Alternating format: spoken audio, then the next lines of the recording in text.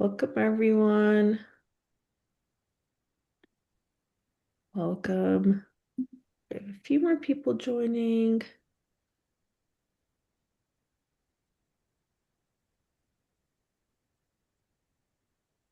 Okay, we're gonna go ahead and get started. Welcome, everyone. This is our last virtual learning session of this year, which is very exciting. And we will be talking about marketing today.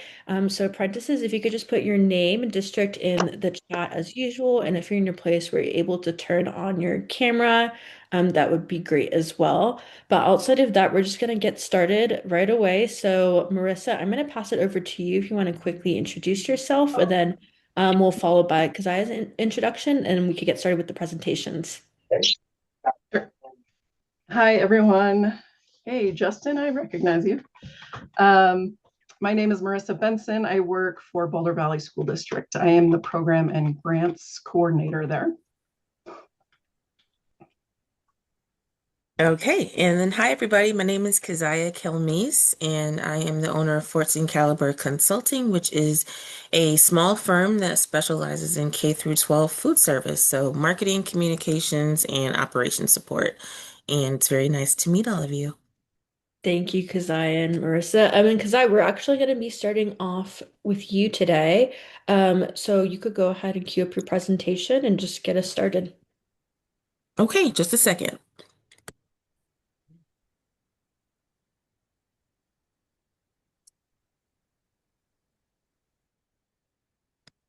All right, how are we looking? Oops. We can see your screen. Okay, awesome. And I don't have any chat boxes or anything in the way? No, you are good to go. All right. And then oh, okay, so we have a nice group of folks today. Okay. All right. Well, hello everybody. My name is Keziah Kelmise. Once again, I've been working in K through 12 school food for the last 15 years, and I am a consultant, so I own my own small business, and school districts across the country, they hire me as a contractor to help them in a variety of different ways. It could be with marketing, it could be with menu development and menu planning. It could be with a lot of different things. So I've experienced in a lot of areas, but today we're going to talk specifically about marketing and how that is different in school food service than regular food service or regular marketing. I'm also going to give you guys an academic, kind of like if you were in a college classroom, explanation of what marketing is, and then we'll apply it specifically to school food, just to see what the differences are. All right. So, marketing to me, this is just my definition. It equals connection. A lot of people will say, oh, marketing is advertising, it's Trae commercials. su lámpara. Oh, Te voy a oh, is comprar. there somebody talking? Hey, there's somebody I can hear you. Yeah, there you go. Great. No problem. It means a lot of people think, okay, marketing means signs, it means commercials and advertisements on television, and those things are true. But marketing means a lot of different things. And so what I would like you to walk away from today's experience is being able to explain to somebody that marketing is not just one thing. Marketing is many things. And of those many things, each of those things has the goal of connecting us to our customer. Okay, that's really all it is. We can do that through a number of different techniques. Techniques are the ways that we implement marketing. And so the five things that you see on your screen right now are five different marketing techniques that you're probably already practicing in your cafeteria right now. The first is branding, and it's a very loaded word. Everybody likes to use the word brand and branding, but we're going to talk a bit more specifically about what it really means. Then we have insights. Insights are what the customer thinks and feels and why they think and feel that way. Merchandising, that is the way that we present our product and our service, and ourselves. So that could be our packaging, it could be our uniforms, it could be the way our cafeteria looks. That's all merchandising. Then we have communication. That's the way that we talk and give information and get information from our customer. So that could be everything from signage to surveys, to samplings and feedback. It could be all of those things. Sorry, I went ahead a little bit too soon. One second. There we go. Um, Communication, it could be what's on the menu today. It could be a PA announcement over the loudspeaker. It could be a newsletter, right? Any way that we are exchanging and receiving information is communication. That's a marketing technique. Another marketing technique is promotion and promotions. So these are things like National School Lunch Week, National Nutrition Month, um, Happy Thanksgiving. It could also be something like National Hamburger Day. These are things that keep our menus from getting boring and stale. It breaks up what we call monotony. Monotony is when you're experiencing as a customer the exact same thing every single day or every single week, and you're getting used to it and you're getting bored of it. Promotions are fresh, new ideas that we introduce into our program throughout the school year to keep things fresh so that our kids don't get bored. So these are 5 different ways of connecting, 5 different ways of doing marketing, which means you're already all doing marketing right now. So let's dive a little bit deeper. Branding. Now, I said branding, a lot of people use that word. Well, what does it mean? In short, a brand is a promise. It's the promise of a particular experience that you're going to have as a customer when you purchase a product or when you go somewhere. So, what does that mean? That means if I'm walking into a McDonald's, I probably already know what's on the menu. I probably already know what I'm going to get, what it's going to look like, what it's going to taste like. I may already know how much it's going to cost. I'm walking in with a particular experience. I know how that it's going to come in a bag. I know what the menu board looks like. I know how to pay. It's the promise of the same consistent experience time and time and time again. And we can create those experiences through different ways with branding. We can do it as you see in the photos. We can do it with the environment. We can do it by painting. We can do it by putting signs on the walls or hanging them from the ceiling. We can do it by putting stickers on our sneeze guards or putting signage on our countertops or our tabletops. We can do it by labeling our foods with stickers and that have the name of our district or our department logo. Or it could even have um,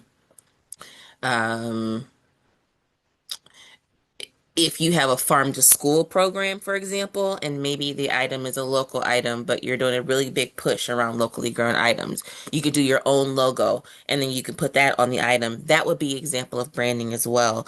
It's a lot of things in a lot of different ways, but it's basically the experience that a person has when they walk in the door, the physical experience of what they see, the food that they get and how it's packaged, and then also the uniforms that we're wearing and what we're saying to them when they experience us.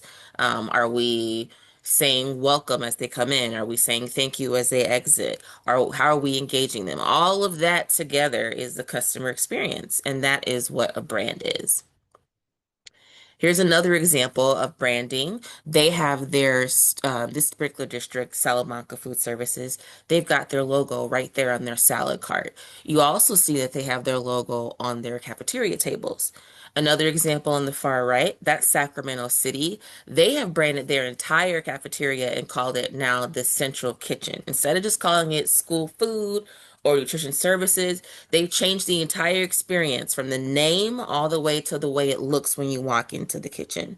That's another example of branding.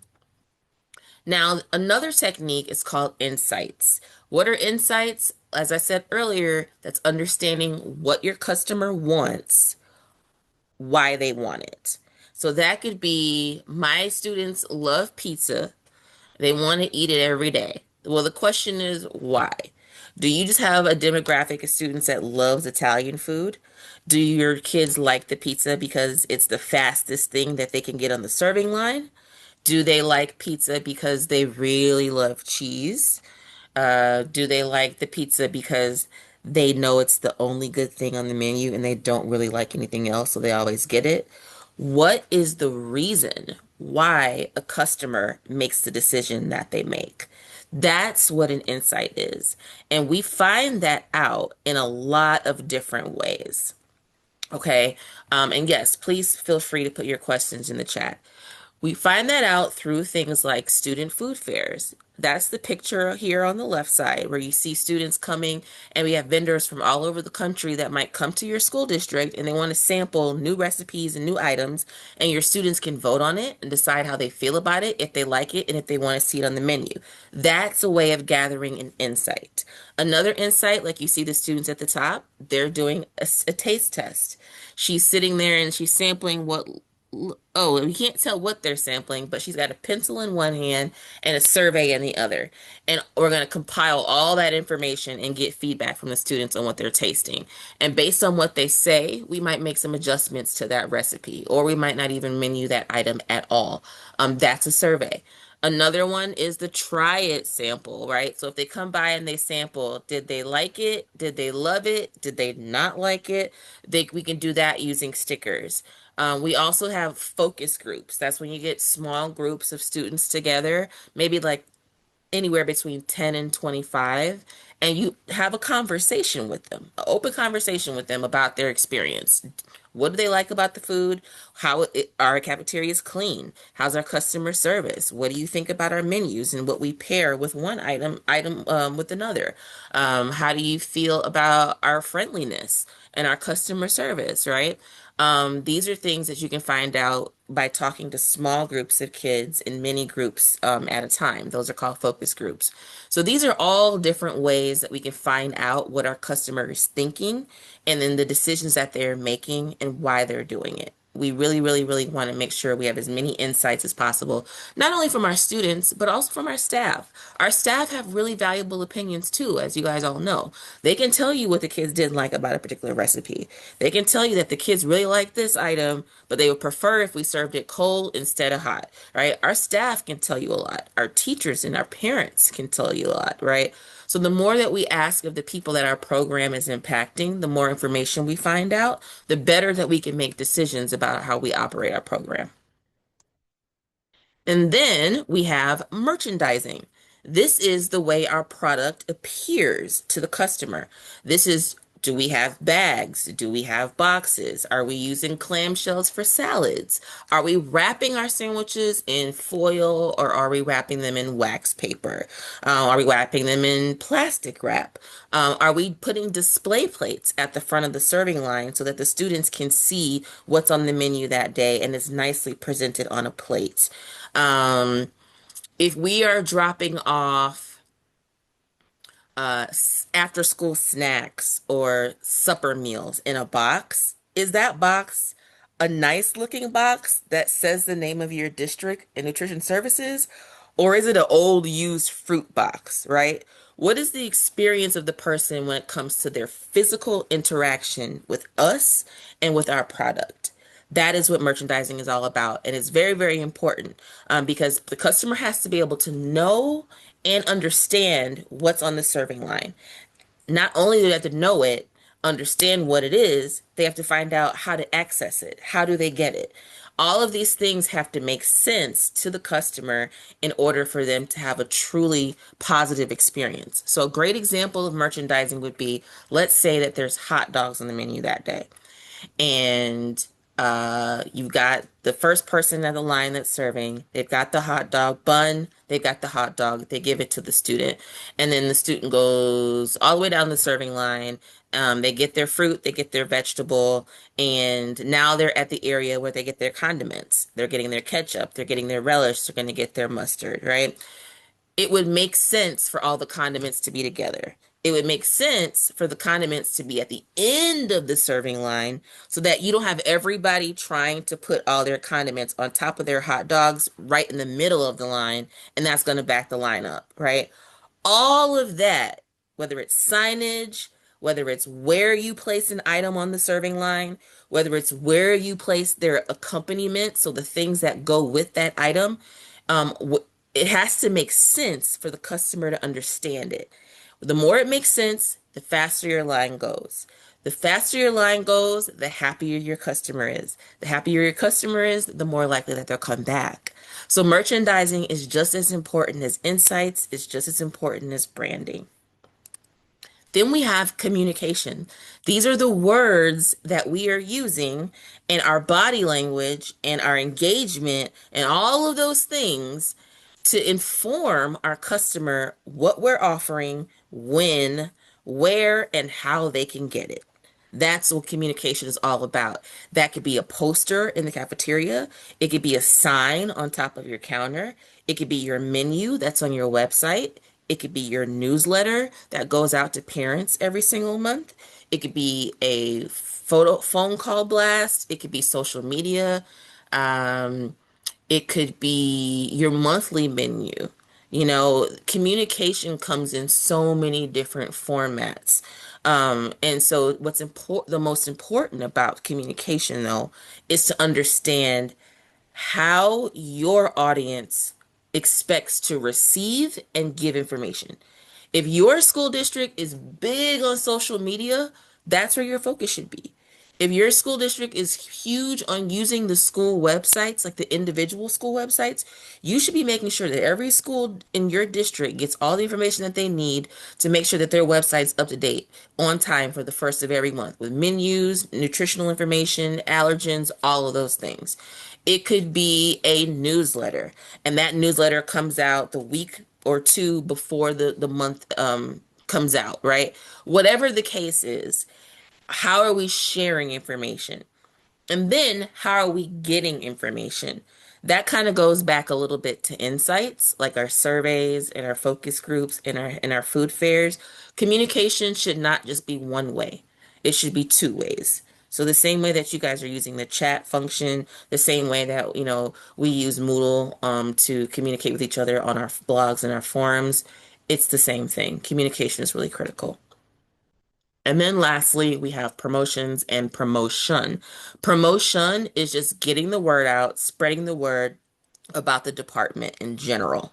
Promotions with an S is what I was talking about earlier, where you're doing special things like events and celebrations and special menu items throughout the school year so that the students don't get bored. So a good example of promotion would be this car here. That car drives all around town and everybody can see that it's got the school nutrition department logo on it. We're promoting the department. This picture on the left at the top left here, that's three people and they are at a looks like a parent event, like a a community event, and people are coming to their table and that they're learning about the department. That is promotion. Promotions, for example, with an S, is this lettuce signage where the student is eating the lettuce, sampling it, and they're learning about why lettuce is good for you, how it's grown, and maybe even where that particular lettuce came from. That's a promotion that you would do in the cafeteria. Another one is this roasted plantains. It says, try this. That's a sampling. We're promoting a specific item that's on the menu that day, and we're doing it so that students don't get bored. So all of these are examples of promotions and promotion. California Thursdays, which you may have heard of, which was a initiative started by the Center for Ecoliteracy, which is a nonprofit organization. They're based out of Berkeley, California, and they have a program where districts all across the state of California are participating in something called California Thursday. And that's basically where everything as much as possible on the menu that they're serving on Thursday, every month, they try to make sure as much of it as possible was produced and or grown in the state of California. So for example, a California Thursday, if I'm a school district in California, I might have my milk is going to be from a local dairy.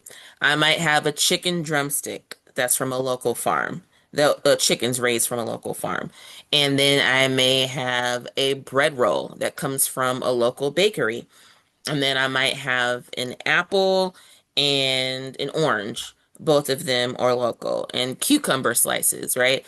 As much as possible on that tray. you're trying to get it to be grown in the state of California. And then that way you're officially a participant in California Thursdays. But it doesn't have to be the whole thing. It could just be one item. It could just be two. It doesn't have to be your whole menu. It's as much as you can possibly get, and you can participate in California Thursdays. So all you have to do is contact the Center for Equal Literacy and officially sign up. You can do that by looking on their website. You could also reach out to me, or you could even reach out to the Chef and Foundation if your district is interested in participating in that. But California Thursdays is another example of a promotion, something that we do to keep things fresh.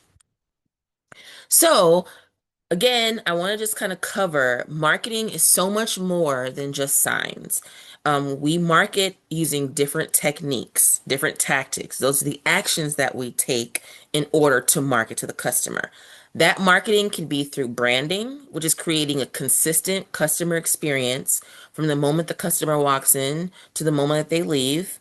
Or it could be insights, finding out what the customer thinks and what they want and why they want it so that we can provide that to them.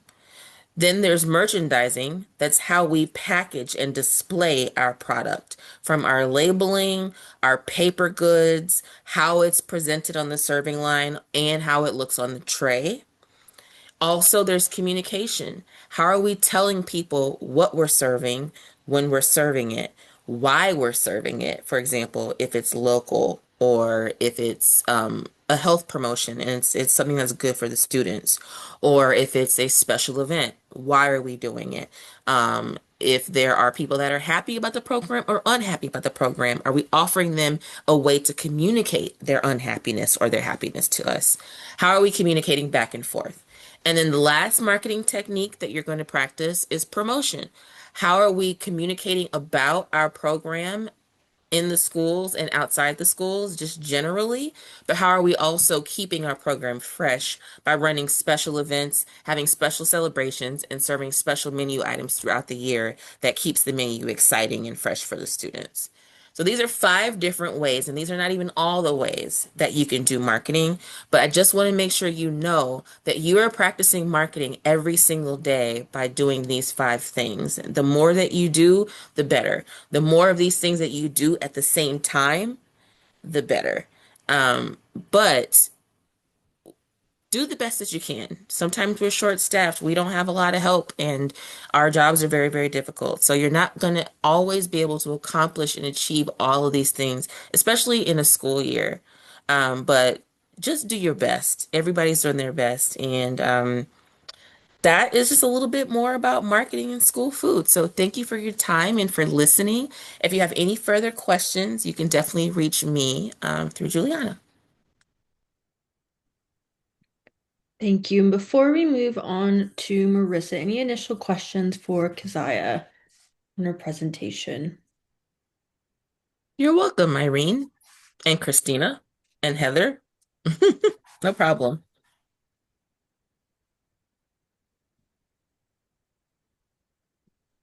Give it a little time, see if there's any questions.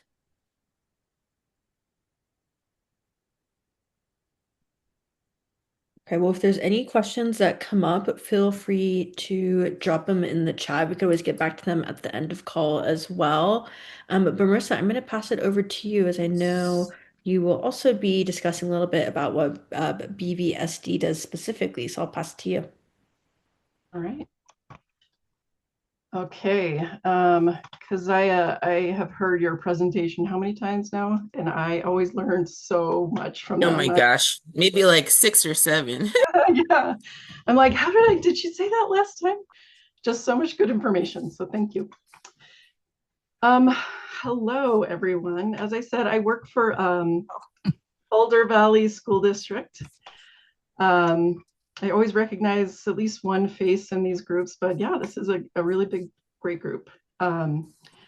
So I'm going to be talking about what we do, what I do to kind of promote our program in our district.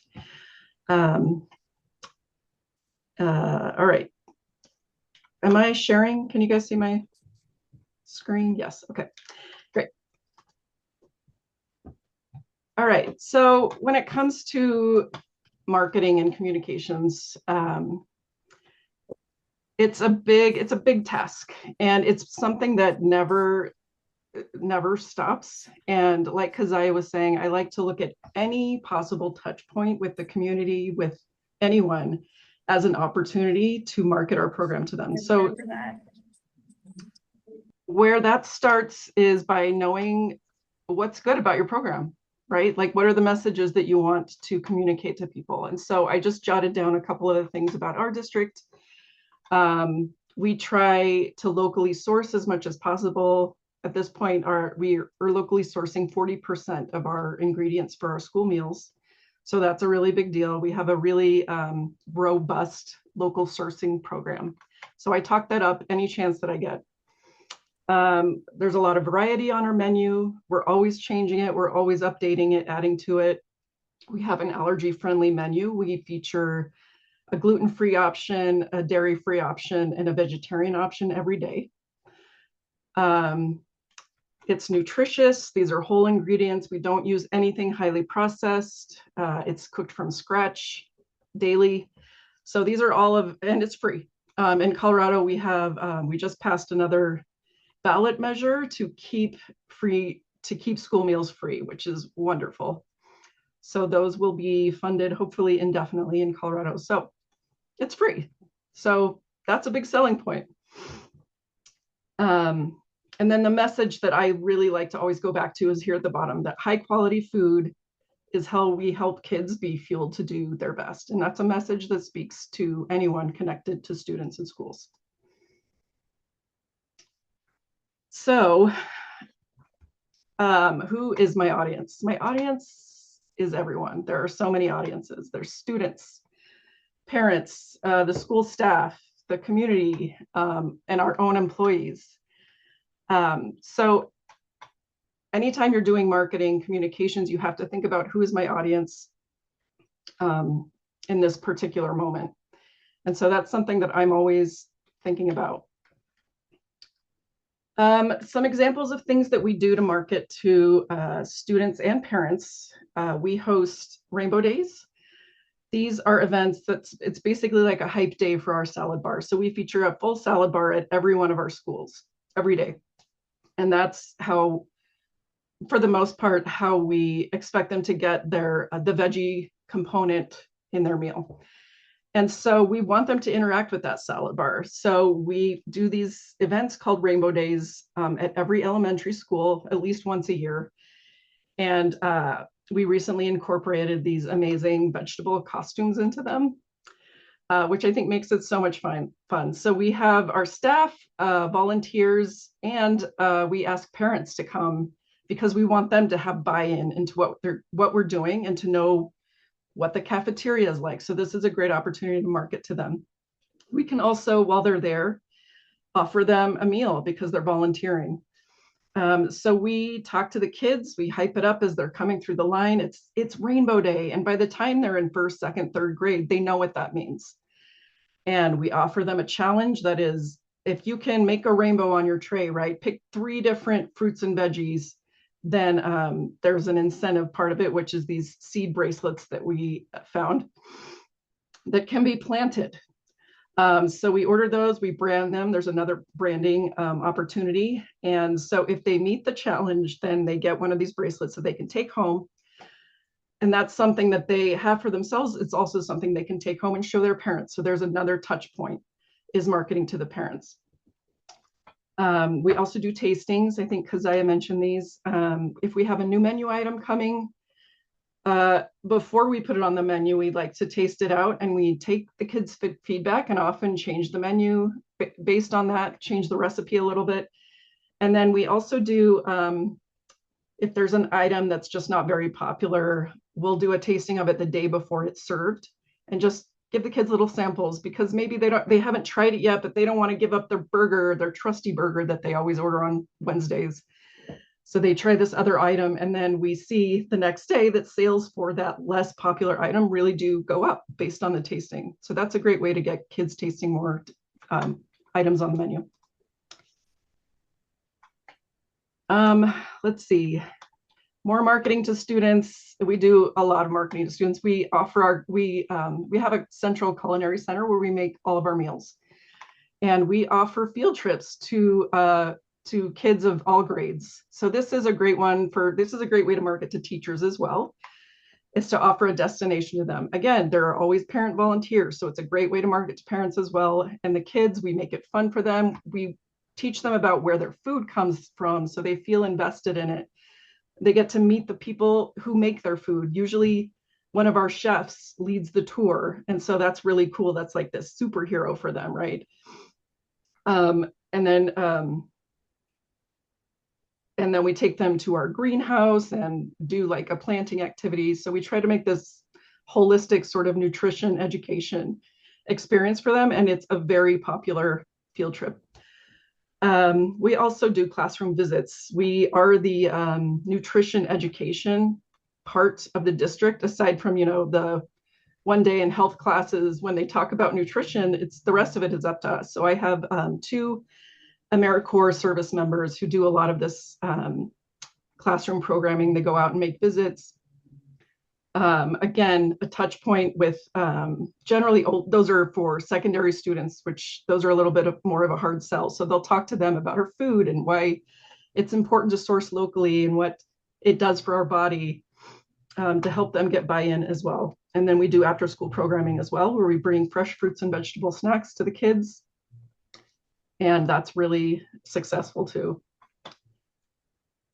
We have this really great event once a year called the Junior Iron Chef Competition. This is where, again, we're trying to win over those middle school students that are so hard and that are, we're kind of losing their buy-in at that point. And we have them submit recipes of their own. And the top four teams come compete live to prepare that recipe. And the winner gets their recipe put on the menu the following year, and they get a little bit of money for their school. It's a great event. This is also a community event. This is a touch point for parents, community. We have the local press come cover the story every year. It's a great one. And then we have some other things. We have an annual plant sale, which I know not all districts can do, but we have a little greenhouse and we grow plants. But that's another way to bring the community in. It's in May when everyone else around here has plant sales. And so we use that as another marketing opportunity to talk to people about our program and local purchasing and how to grow their own food. Our biggest marketing tool of all is our annual menu calendar. So we make a whole calendar that has every meal that we're going to be serving for every month of the school year. It features student art on every month. I have to arrange this whole thing where there's like a competition and make sure every school is getting to participate every couple of years. I use this one because this is my kiddo right here. This is my Agnes. It's her art was August of last school year. But then this is also, it's a whole calendar, and it's all this real estate that we can use every inch of it to promote our program. And so we really, really do. We feature local partners. We use it as a hiring tool. We feature different employees every time talking about why they like working for food services. And we have a letter from our director at the beginning that talks about what's new, what we're doing, what our innovations are. And it's a wonderful tool because it goes into every single household in the district. Another thing I'll highlight is we have an expo event for the district every year in the fall. It's usually in October. It's called the Showcase. And so this is to attract, we have open enrollment here, which means people from neighboring districts could open enroll into ours. And since a lot of districts in our area are seeing declining enrollment, this is a key opportunity for us to attract people from other districts into ours. And some of them will absolutely make that choice based on our food program, because we're the only ones in Colorado that can say we do all this local sourcing, we do all scratch cooking, all of these things that make our program really, really special. And so at the Showcase, it's a big opportunity, a big touch point with parents. And so we feed them. We bring tons of food. We bring a huge variety from our menu. This serves so many purposes. For one, people are hungry at this event. And so we, ahead of time, I'm like, my tagline this year was come have lunch for dinner. And so telling them, please don't eat before you come. Like, we'll have so much food for you. And they come, and we always have like a mac and cheese, right? That the kids always go for, but it's our homemade mac and cheese and our 4-ingredient cheese sauce. So that one makes the kids happy. And then we have a variety for everyone else. We want the parents to try our food so that when their kids come home and say, oh, I don't want to eat at school, it's gross, their parents can say, oh, no, it's not. We actually tried it. We know what you're eating, to sort of make them more aware of like, no, we make really good stuff for them. That's going to be way better than the Lunchable they're begging you to, send in their lunchbox. And then we do district communications. We definitely work through our district communications office to get a lot of messages out in a lot of ways.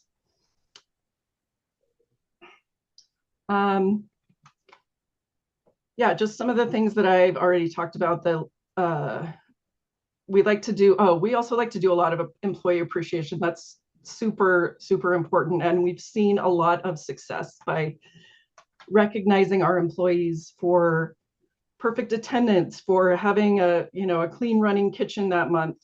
We celebrate the heck out of School Lunch Hero Day and make sure that every single school is also celebrating their staff, because you've got to remember these people. They're such a big part of what makes your program successful. And so we're always thinking about that.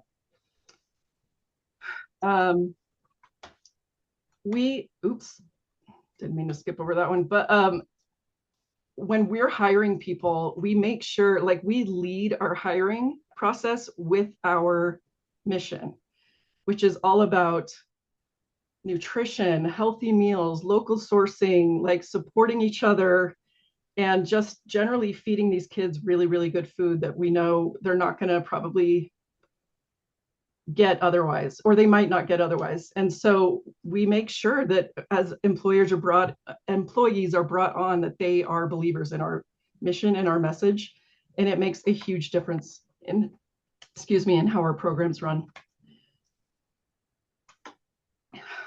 All right, that's the end of my presentation. I do have one more slide. The last time we did this, I think it came up about we had some questions about marketing to the older students, because that's a real pain point. You should all know in school food is marketing to older students and getting their buy-in, especially in our district. All of our high schools have open campus lunch. So how are we going to keep Llegué a las 7:15. to stay on campus and have lunch? And so that came up in the last time, because am I right? Am I remembering that right? And it really like stuck with me. And so I met up with a group of teenagers that my son's part of a youth council. And I like posed this question to them. And I was like, can you guys help me think of like, what are the messages that would speak to you? And they were so great and helpful, because I feel like I could come up with ideas, but it's going to be better coming from them, right?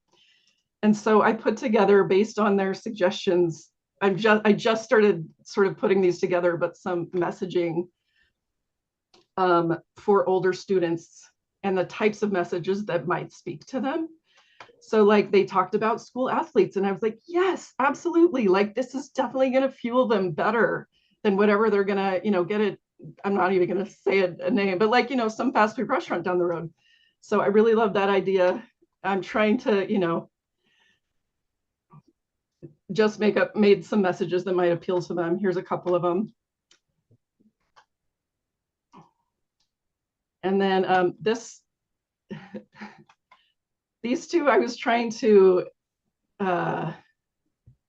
rely on the appeal to like the ethics, right, of school food, because I know that kids these days especially are like, that really speaks to them. So talking about how like this other type of food is it's gonna fill pockets of shareholders, but our food is gonna fill you, and it's gonna fuel you. And then this was the carrot one. The last one was a specific suggestion from students that I met with, and they were like, what if you had like a vegetable just like hugging the kids. And I was like, I love that visual so much. So I came up with fast food won't love you back. Um, so yeah, I'm gonna start like shopping these around and see what the response is. But it's just a good reminder that like when I say that marketing to different audiences, you have to change it up. You have to change it up by grade too, you know, by like stage.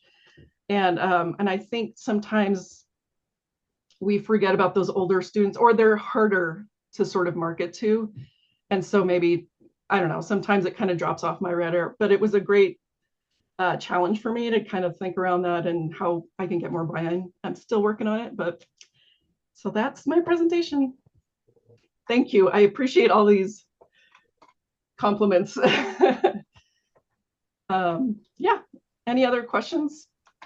Yeah, thank you, Marissa. It's good to hear that you also took away something from the last virtual learning session. So I'd love to hear that. Any questions for Marissa or also for Keziah as well, if there's anything that came up?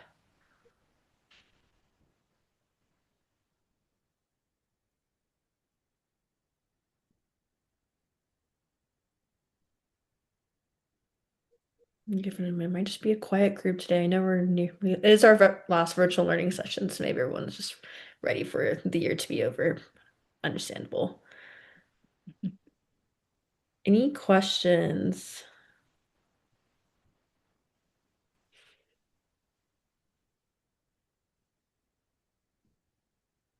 No one? Not one question?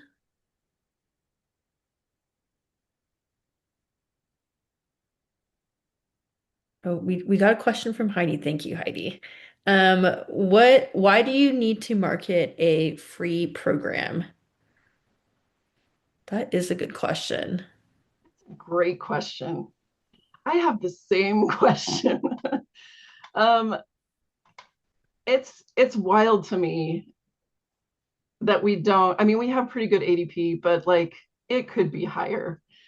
Um, I think if it were up to parents, you know, completely, we would have a lot more kids eating. But for, I mean, I know for me, when meals became free, I was like, you are never getting a packed lunch again. I'm so ready to be done with that. And they adjusted, you know, like they adjusted.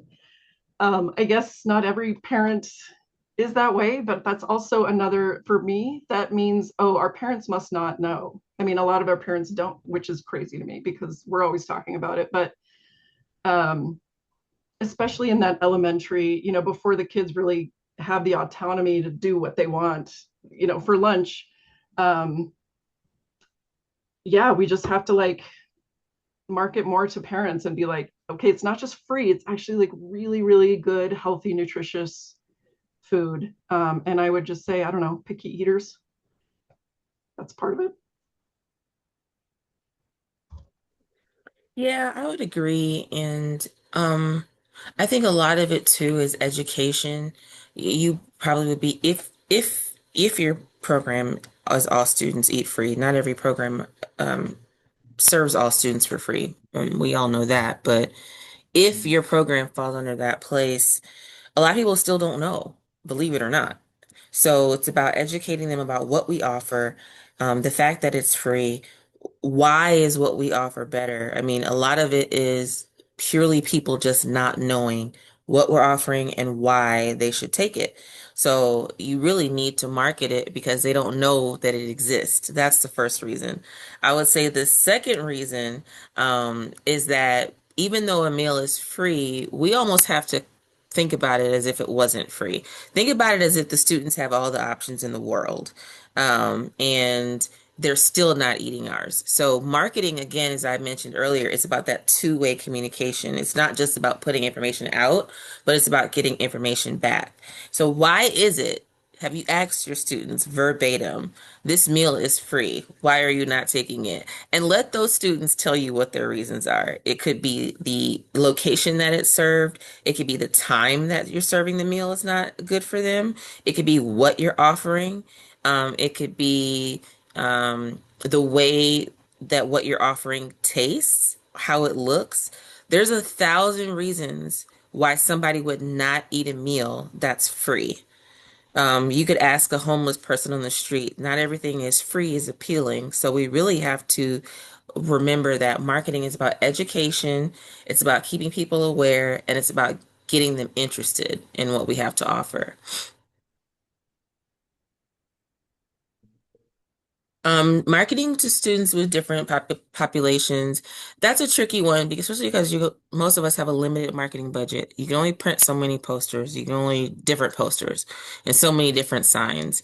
And then do you focus on the chicken wings that we're serving next week, or do you focus on the meatloaf that we're serving the week after that? Where do you put your energy and where do you put your money? I think a lot of that goes back to the strength of the data that you have. Do you know who your audience is to begin with? First of all, and just because the populations are diverse, do you know how they're diverse? Are they diverse racially? Are they diverse in terms of language? Is it diverse in terms of lots of families versus families with, not as many children, or families with lots of children? Do your students like um, more Mexican food over more traditional American food? Like, who are we serving? If you don't really know your demographic, you can't market to them. So that's why the insights are so important, which is why marketing is so important. Mhm. And I would say events that I think are good to implement in a, I don't know, a diverse population at school is to offer them. So even if they order one thing, which is what you assume they're going to order, like also that same day, provide a little taste of the other thing that's being offered. Hmm. So they just know, like, okay, all right, it's scary to order something new. What if you eat it, you don't like it, and then you don't get full, right?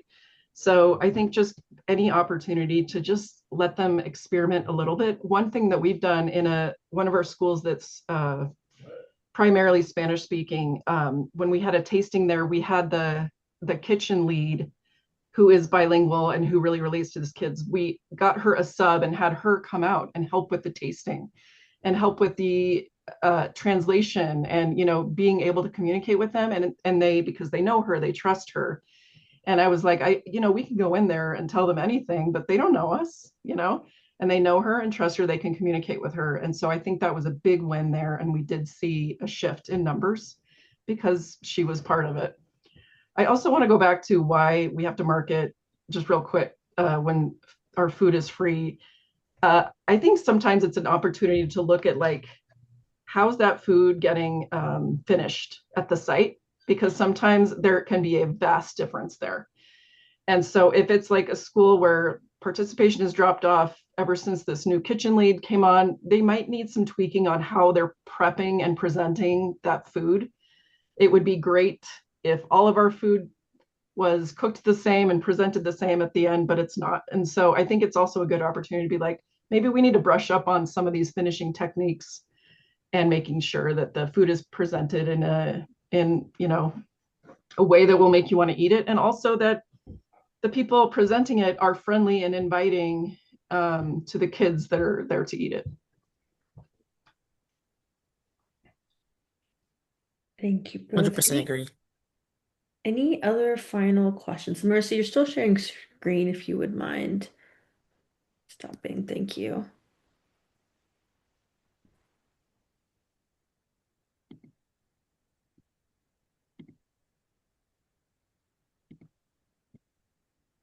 Are you having trouble? I might be able to do it for you. Let me Can't see. find it how to stop sharing. It just says share.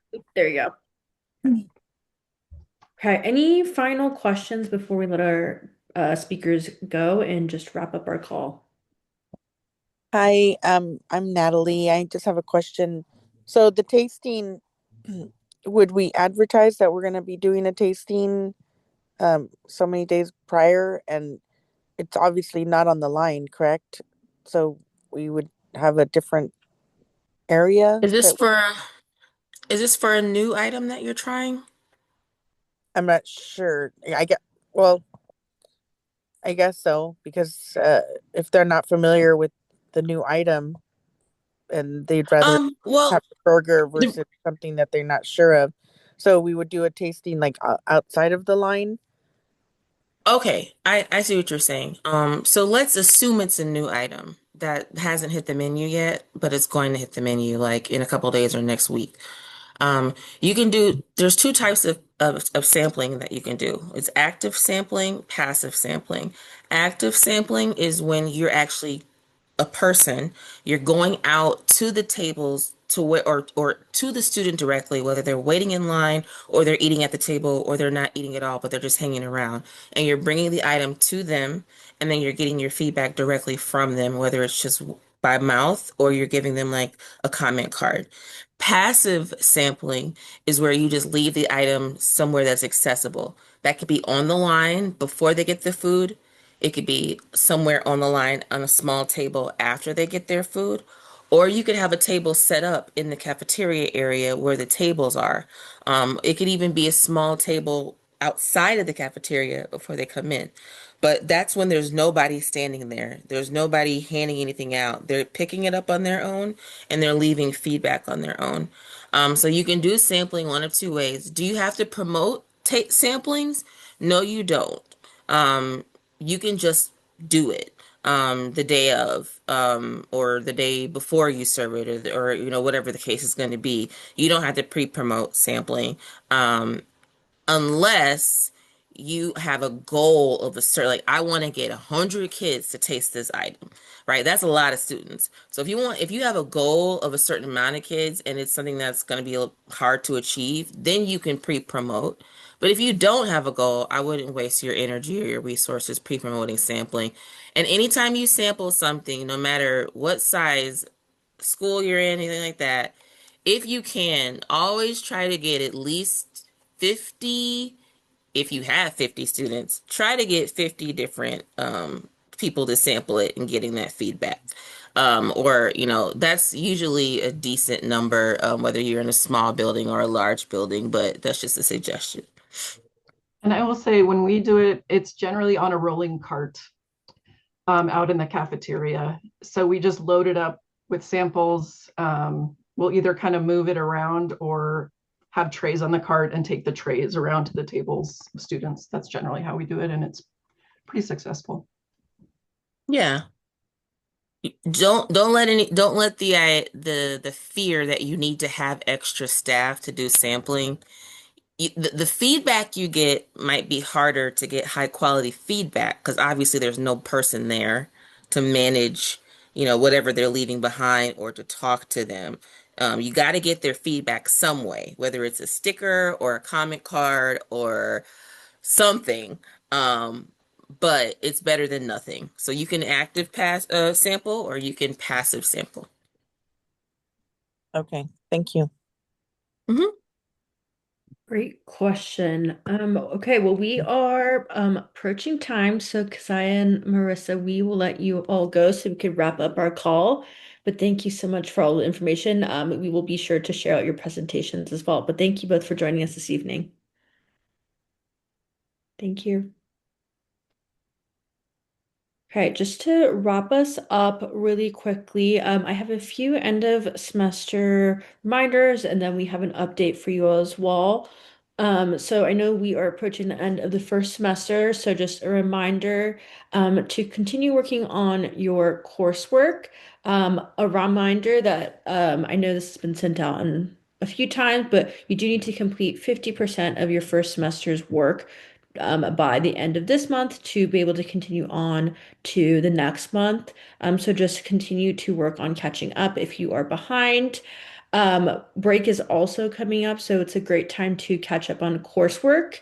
If you're behind on anything, if you also would like to get a head start on the next semester, sometime next week we will send out an email letting you all know when the Moodle course has been updated with next semester's work. So we're just in the process of finalizing that at the moment. So that should be available next week, and we will send out an email notification to you all letting you know when it's ready. Outside of that, I know Juliana, you have an update as well, so I could pass it over to you. Thank you, Erico. Yes, so I wanted to let everyone know that next week is going to be my last week working with the Chef Anne Foundation. I love the Chef and Foundation. I love my job No. and I love my team. I'm in Ay, lo Brazil with siento. my family. We're moving through a difficult time, so I'm gonna be here with them. But I'm so happy to have had the time to meet all of you and be able to work with you on such important work. So I just wanted to let everyone know that, and I'll still be here until next week. Please feel free to reach out if you want to talk about anything related to the program, if you need any help from me, um, or if you just want to reach out and talk. I'm so happy to speak with all of you. But I do want to say that you're in very good hands because we have a really lovely person who started, and she'll introduce herself next, but she's awesome. So like I said, please reach out to me with anything, but I'll still be here. So, hello everyone. My name is Marta. I'm the new program coordinator for the apprenticeship program at Chefan Foundation. I am based in Sacramento, but as you can notice from my accent, I was not born in California. I was born and raised in Barcelona, Spain, so Spanish is my first language. Since I moved to the States in 2021, I've been working for several nonprofits. I can see some people happy about me talking in Spanish. So since I moved to the States in 2021, I've been working for nonprofits, and now I'm super, super excited to be joining CAF and be helping all of you guys complete your apprenticeship program. Juliana has been amazing, Erico too. Both of them have been super patient with me, and I hope I can really support you till the end of your apprenticeship program. So, super excited and nice to meet you all. Thank you, Martin. Thank you, Juliana. Yes, we will definitely meet or miss Juliana. As she mentioned, she'll be here till next Friday. So that is her official last day. We will miss her dearly on the team, but you all are in very good hands with Marta. We will send out some information in the next week just about the transition and then Marta's contact information as well. So she'll be sending that out in the next week or so. But otherwise, that's everything we have for everyone. I hope everyone has a great holiday break coming up, and we will see you all in the new year in January. We will share out information on the official first date for the virtual learning session, but I believe it's going to be, let me make sure I get this correct. January 7th will be the first virtual learning session. So just be on the lookout for the calendar invites for next semester's calls. Thank you, everyone. Hope everyone has a great rest of their evening. Bye, Bye. everyone. Bye, everyone. Thank you.